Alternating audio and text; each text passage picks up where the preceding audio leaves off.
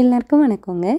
இன்னைக்கு வீடியோவில் நான் வரகரிசியும் தேங்காயும் சேர்த்து ரொம்பவே ஹெல்த்தியான ஒரு பிரேக்ஃபாஸ்ட் ரெசிபி தான் ஷேர் பண்ணியிருக்கிறேங்க. ஹோப் இந்த வீடியோ யூஸ்ஃபுல்லாக இருக்கும்னு நினைக்கிறேன். ஸோ இப்போது நான் 1 கப் அளவுக்கு வரகரிசியை அளந்து எடுத்துக்கிறேங்க. அவ்வளோதான், என்கிட்ட வரகரிசியும் காலி ஆகிடுச்சு. இதுக்கப்புறம் வேணும்னா டொரண்டோ சைடு போகும்போது தான் வாங்கிட்டு வரணும்.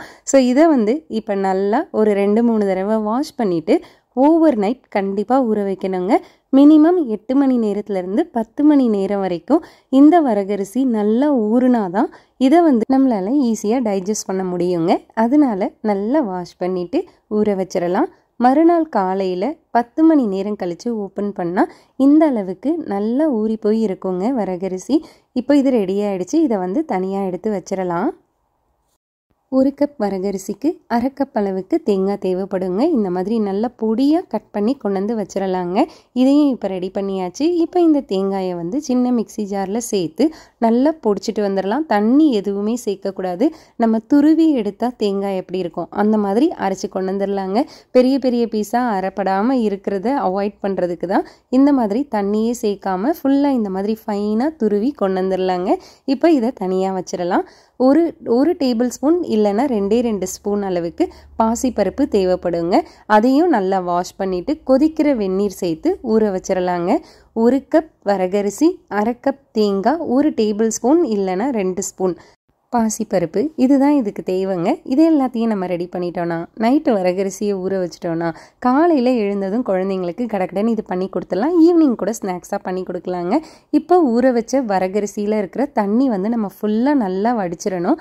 வடித்த தண்ணியையுமே அப்படியே தனியாக வைங்கங்க. நம்ம அந்த தண்ணியை யூஸ் பண்ணுவோம், தேவைப்படும் நமக்கு. அதனால ஒரு க்ளீனான பாத்திரத்தில் ஃபில்டர் பண்ணி எடுத்துக்கலாம். இப்போது நம்ம சின்ன மிக்சி ஜாரில் தேங்காய் துருவி எடுத்து வச்சுருக்கோம் இல்லையா, அது கூட இந்த வரகரிசியையும் நம்ம சேர்த்து திரும்பவும் அரைக்க போகிறோங்க. தேங்காய் ஆப்ஷனல் தான். நம்ம குழந்தைங்களுக்கு தேங்காயெல்லாம் சேர்த்து கொடுத்தா இன்னும் டேஸ்ட்டாகவும் இருக்கும், அவங்களுக்கும் பிடிக்குங்க.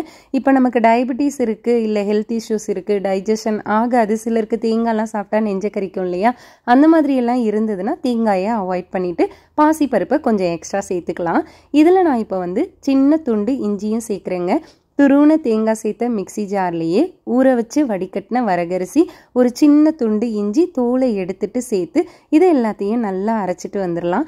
இந்த அளவுக்கு ரவையாக அரைஞ்சி எடுத்துட்டு வந்ததுக்கு அப்புறமா நம்ம ஊற வச்சு வடிகட்டி வச்சிருக்கிற தண்ணியை இதில் கொஞ்சமாக சேர்த்து அரைச்சிட்டு வந்துடலாங்க. ரொம்ப ஃபைன் பேஸ்ட்டாக அரைக்க வேண்டாம், ஒரு சுத்துனா போதும். அதாவது இந்த தேங்காய், வரகரிசி, இஞ்சி இதெல்லாம் நல்லா ஒன்று சேர அரைகிற மாதிரி அரைச்சி எடுத்துக்க வேண்டியதாங்க. தண்ணி கொஞ்சமாக சேர்த்து அரைச்சிக்கோங்க.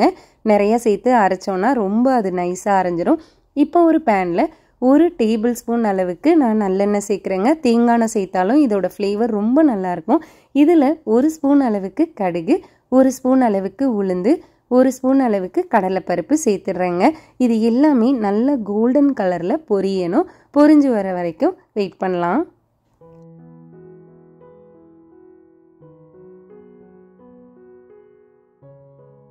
இப்போ இதில் ஃப்ரெஷ்ஷாக இருக்கிற கருவேப்பிலை ஒரு 10லேருந்து 15 வாஷ் பண்ணிவிட்டு கையிலேயே கிள்ளி சேர்த்துட்டோன்னா இன்னும் நல்லா வாசனையாக சூப்பராக இருக்குங்க. இப்போ நம்ம வெந்நீரில் ஊற வச்சு எடுத்துருக்கிற பாசிப்பருப்பை தண்ணியெல்லாம் வடிச்சிட்டு இதோடையே சேர்த்துடலாம். சேர்த்துட்டு இது எல்லாமே இந்த எண்ணெயில் ஒரு 2 நிமிஷம் நல்லா வதங்கினாலே போதுங்க. பாசிப்பருப்பு டக்குன்னு வெந்துடும். ஸோ இப்போ இது எல்லாத்தையும் நல்லா மிக்ஸ் பண்ணி விட்டுறலாம்.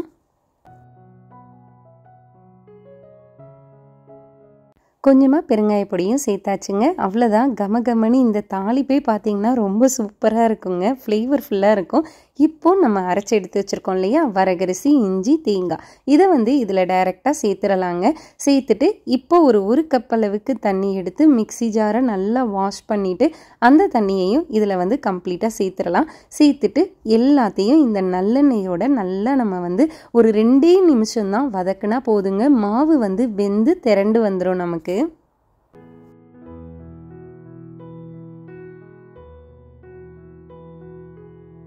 நம்ம மிக்ஸ் பண்ணுற கரண்டியோட இது அப்படியே சேர்ந்து நல்லா பந்து மாதிரி ஒன்றா திரண்டு வருங்க. அவ்வளோதான், மாவு வந்து ரெடி ஆயிடுச்சு. இதை நம்ம கிளறும் போதே பார்த்தீங்கன்னா அதோட ஃப்ளேவர் வந்து அவ்வளோ நல்லா இருக்குங்க. குழந்தைங்களுக்கு வந்து நிஜமாகவே ரொம்ப பிடிக்கும். இது நீங்கள் செஞ்சு கொடுங்க, அவங்களும் ஆசையாக சாப்பிடுவாங்க. இன்னொன்று பார்த்தீங்கன்னா இந்த வரகரிசியில் நம்ம செஞ்சு கொடுத்தோம்னா கிட்டத்தட்ட நம்ம அரிசி மாவில் செய்கிற மாதிரி தான் டேஸ்ட்டும் இருக்குது. என் பொண்ணுக்கு இது ரொம்பவே பிடிச்சிருந்தது.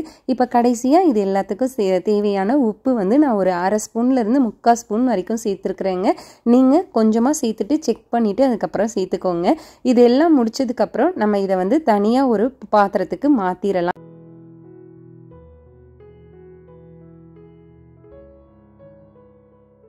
இப்போ இந்த மாவு வந்து பார்த்திங்கன்னா கை பொறுக்கிற சூட்டுக்கு வந்திருக்கும். இப்போ கொஞ்சமாக நம்ம கையில் நல்லெண்ணெய் வந்து கிரீஸ் பண்ணிவிட்டு இந்த நம்ம வேக வச்சுருக்கிற வரகரிசி மாவை வந்து கையில் நல்லா சேர்த்து இதை வந்து ஒன்று செய்கிற நம்ம சப்பாத்தி மாவு மாதிரி அப்படியே மிக்ஸ் பண்ணி கொண்டு வந்துடலாங்க. இதுக்கப்புறம் இதிலேருந்து நம்ம குட்டி குட்டி உருண்டை கொலக்கட்டை மாதிரி பிடிச்சி நம்ம வந்து ஆவியில் ஒரு 7 நிமிஷம் வேக வச்சு எடுக்க போகிறோங்க. மாவு ஆல்ரெடி வெந்துருச்சு. இப்போ நம்ம கொலக்கட்டை மாதிரி பிடி கொலக்கட்டை மாதிரி பிடிச்சி வைக்கிறோம் இல்லையா, அந்த ஷேப் ஹோல்டு பண்ணுறதுக்கு திரும்பவும் நம்ம ஒரு 7 நிமிஷம் வேக வச்சோன்னா அந்த பாசி பருப்புமே நல்ல சாஃப்டாக வெந்து வந்துடுங்க. இந்த அளவுக்கு உங்களுக்கு இன்னும் குட்டி குட்டி கொலக்கட்டை குழந்தைங்களுக்கு பிடிக்கும்னா அப்படி கூட பிடிச்சிக்கலாங்க. இந்த மாதிரி ரெடி பண்ணி வச்சாச்சு. நம்ம எடுத்த அளவுக்கு பார்த்தீங்கன்னா எனக்கு கிட்டத்தட்ட ஒரு 13லேருந்து 14 கொலக்கட்டை கிட்ட கிடச்சிதுங்க. இது வந்து 2 குழந்தைங்களுக்கு தாராளமாக கொடுக்கலாம்.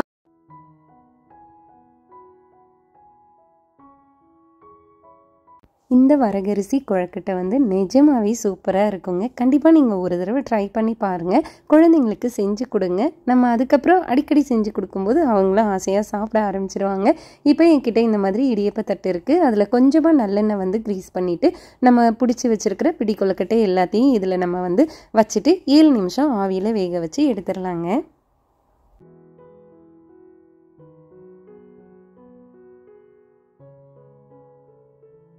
இப்போ இந்த கொழுக்கட்டை வெந்துட்டுருக்கிற நேரத்தில் இதுக்கு வந்து சூப்பராக ஒரு சைட் டிஷ் காரசாரமாக ரெடி பண்ண போகிறோங்க.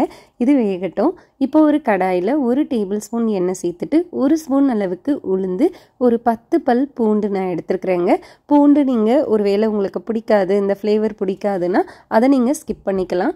வெறும் உளுந்தை மட்டும் வறுத்துக்கலாங்க. இப்போ இந்த பூண்டு வந்து நல்ல கோல்டன் ப்ரௌன் கலரில் இந்த மாதிரி வதங்கினதுக்கப்புறம் தக்காளி பொடியாக கட் பண்ணி எடுத்து வச்சுருக்குறேங்க.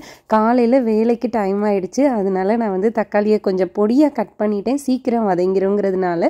ஸோ உங்கள் விருப்பம் தான். இதில் வந்து ஒரு 4 காஞ்ச மிளகாய், அரை ஸ்பூன் உப்பு, இது எல்லாத்தையும் சேர்த்துட்டு நல்லா நம்ம வந்து வதக்கி விட்டுறலாங்க.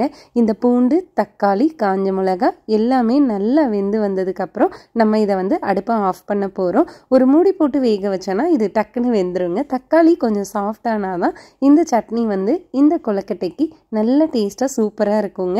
இந்த அளவுக்கு தண்ணி விட்டு தக்காளி வெந்ததுக்கப்புறம் நான் கொஞ்சம் கருவேப்பிலையும் க்ளீன் பண்ணி எடுத்துட்டு ஒரு 10லேருந்து 15 கருவேப்பிலையும் சேர்த்தே நம்ம அரைச்சிடலாங்க. அப்போ குழந்தைங்க வந்து தனியாக எடுத்து வைக்க மாட்டாங்க. ஸோ இதையும் சேர்த்து நல்லா வதக்கிட்டு அடுப்பை ஆஃப் பண்ணிடலாம்.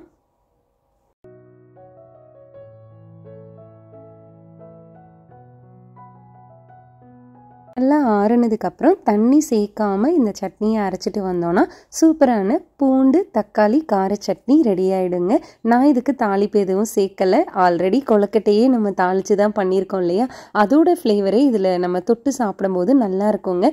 இப்போ கொழுக்கட்டையும் நல்லா வெந்து வந்துருச்சு. ஓரளவுக்கு சூடாக இருக்கும் போதே குழந்தைங்களுக்கு பரிமாறணும்னா நல்லா சாஃப்டாக நல்லா இருக்குங்க. ஸோ நீங்கள் கண்டிப்பாக ட்ரை பண்ணி பாருங்கள்.